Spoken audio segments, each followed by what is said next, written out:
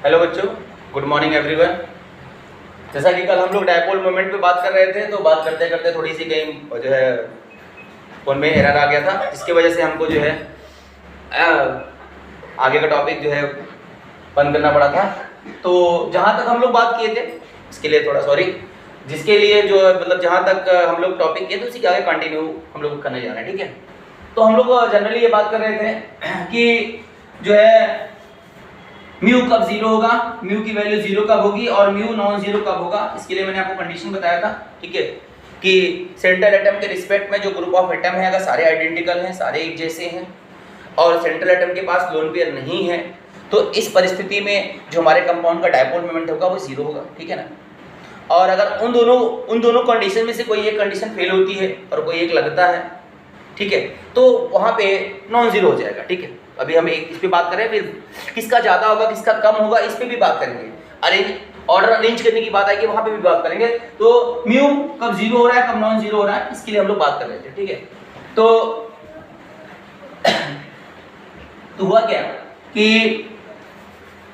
हमने आपसे कहा था, जैसे मान लो कि BF3 है, AlCl3 है, BeF2 है, ठीक है ना, NH3 है, H2O है,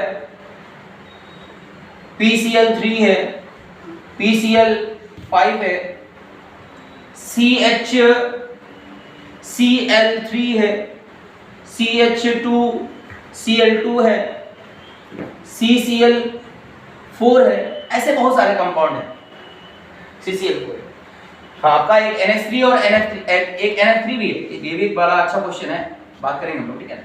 तो ये सब है। तो पहले हमें ये देखना है कि किसका जीरो हो रहा है और किसका नॉन जीरो हो रहा है, सिर्फ हमें इस पे बात करनी है, किसका जीरो हो रहा है और किसका नॉन जीरो हो रहा है, ठीक है। अभी किसका ज़्यादा है किसका कम है, किसका ज़्यादा होगा किसका कम होगा उस पर भी बात करेंगे, ऑर्डर को भी अरेंज करेंगे। लेकिन जो है क्या कहते हैं, पहले हमें सिर्फ ये वेरीफाई करना है कि किस कंपाउंड का म्यू जीरो हो रहा है किस कंपाउंड का म्यू नॉन जीरो हो रहा है, ठीक है ना। तो वन बाय वन करके हम लोग स्ट्रक्चर को फॉर्म करते हैं। स्ट्रक्चर बनाने आपको आ ही रहा है, आपको पता ही है, आपको बता दिया गया है। तो जैसे हम BF3 की बात करें तो BF3 में हमने बोरान को सेंटर पे रखा और 3 फ्लोरीन यहाँ पे सेट किए, 3 फ्लोरीन यहाँ पे सेट किए।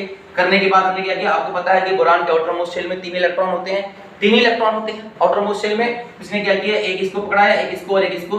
अब मैं ये यहाँ पे देख रहा हूँ कि जो सेंट्रल एटम है उसके रिस्पेक्ट में ये जो ग्रुप ऑफ एटम लगे हुए हैं, ये जो एटम लगा हुआ है वो तीनों आइडेंटिकल हैं, तीनों फ्लोरीन हैं, तीनों एक जैसे हैं, ठीक है ना। पहला कंडीशन कि जो सेंट्रल एटम के रिस्पेक्ट में जो ग्रुप होने चाहिए, ग्रुप ऑफ एटम होना चाहिए, सेम होना चाहिए। यहाँ पे सेम है, तीनों एटम सेम है। अब उसके बाद सेंट्रल एटम के पास मैं देखा कि लोन पेयर भी नहीं है, क्योंकि बोरान के पास 3 इलेक्ट्रॉन होते हैं आउटर मोस्ट में, तो 3 के तीनों पार्टिसिपेट कर चुके हैं। तो यहाँ पे जो है म्यू क्या हो जाएगा, म्यू इक्वल टू 0 हो जाएगा। ये दोनों शर्त इस कंपाउंड के लिए फुलफिल्ड हो रही हैं, इसलिए इसका म्यू 0 हो जाएगा, ठीक है, म्यू 0 हो जाएगा। अब आगे की अगर बात करें हम लोग जो है आगे की बात करें तो AlCl3 की बात करते हैं बेटा। तो AlCl3 में भी वही कंडीशन आ रही है, कि AlCl3 में क्या है कि एल्युमिनियम के आउटर मोस्ट शेल में 3 इलेक्ट्रॉन है, एल्युमिनियम के आउटर मोस्ट शेल में 3 इलेक्ट्रॉन है, एक इलेक्ट्रॉन एल्युमिनियम ने तीनों को पकड़ाया, तीनों क्लोरीन को पकड़ाया। यहाँ पर भी जो है ग्रुप ऑफ एटम है वो तीनों आइडेंटिकल हैं, एक जैसे हैं, और इसको इसके पास कोई लोन पेयर नहीं है, इसलिए इसका म्यू 0 हो गया। Is that clear? BeF2 की बात करते हैं तो BeF2 में भी आपने देखा कि बेरिलियम है और यहाँ पे 2 फ्लोरीन है, ठीक है। तो बेरिलियम के आउटर मोस्ट शेल में s ब्लॉक एलिमेंट है, जिसके आउटर मोस्ट शेल में 2 इलेक्ट्रॉन है, तो इसने एक इसको पकड़ा दिया और एक इसको पकड़ा दिया। यहाँ पे जो ग्रुप ऑफ एटम है ये दोनों सेम है और बेरिलियम के पास कोई लोन पेयर नहीं है, इसलिए इसका म्यू हो गया 0, ठीक है। इसको उतार लीजिए, आप देख लीजिए, समझ लीजिए, कहीं कोई प्रॉब्लम वाली बात नहीं है। इसका म्यू हो गया 0। आगे बढ़ते हैं, इसको इरेज करते हैं, ठीक है, लिख लीजिए आप लोग, इसको इरेज करते हैं।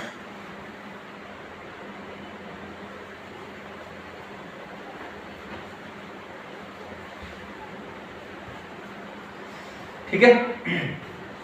अब NH3 की बात करते हैं। तो NH3 की बात किया हमने, तो NH3 में देखा कि NH3 में भी हम वही चीज देख रहे हैं कि यहाँ पे जो है 3 हाइड्रोजन है। और अब देखो ध्यान से, यहाँ पे आपको ध्यान से देखना पड़ेगा, ये ग्रुप ऑफ एटम तो यहाँ पे आइडेंटिकल है बेटा, ग्रुप ऑफ एटम तो सेम है, लेकिन यहाँ पे सेंट्रल एटम के पास एक लोन पेयर बच रहा है, एक लोन पेयर बच रहा है, क्योंकि नाइट्रोजन के पास 5 इलेक्ट्रॉन होते हैं, इसने 3 बॉन्डिंग में पार्टिसिपेट किया हुआ है, एक लोन पेयर यहाँ पे बच रहा है, एक लोन पेयर यहाँ पे बच रहा है, जिसकी वजह से इस कंपाउंड का म्यू नॉन जीरो होगा, इसका म्यू नॉन जीरो होगा।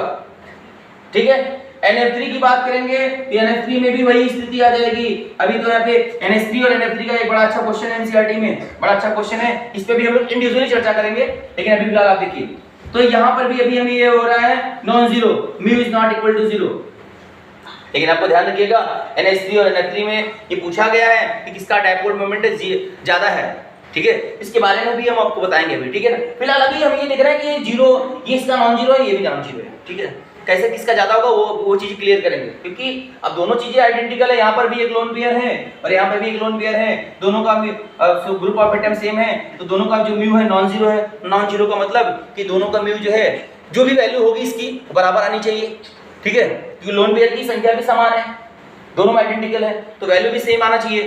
तो लेकिन ऐसा नहीं है, ऐसा नहीं, इन दोनों केस में ऐसा नहीं है, ठीक है। तो अभी इस पर हम इसके बारे में स्पेशली अलग से इस पर चर्चा करेंगे। अभी फिलहाल इसका नॉन जीरो है, इसका नॉन जीरो है, ये बात ध्यान रखिएगा, ठीक है।